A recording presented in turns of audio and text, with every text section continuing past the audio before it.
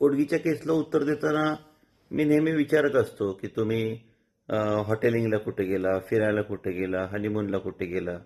त्यावेळेस माझे लोक मला विचारतात की सर हे महत्त्वाचं आहे का? तर मित्रांनो, आता हे बंधनकारक आहे की नाही हे काळ ठरवेल. परंतु त्याच्यावर आता केस लॉ हळूहळू यायला लागलेत. आणि त्याच्याही आधी माझं म्हणणं आहे की तुमचं म्हणणं परफेक्ट बनवण्यासाठी जर तुम्ही पत्नीसाठी केलेल्या गोष्टींचा उल्लेख तुमच्या केसमध्ये करत नसाल तर मग तिचे छळाचे आरोप हे खरे कशावरून नाहीत.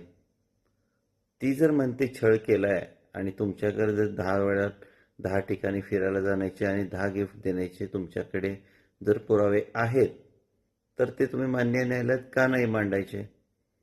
आपल्या म्हणण्यामध्ये सकारात्मकता असली पाहिजे. त्यामुळे सकारात्मक केलेल्या सगळ्या गोष्टींचा उल्लेख पाहिजे.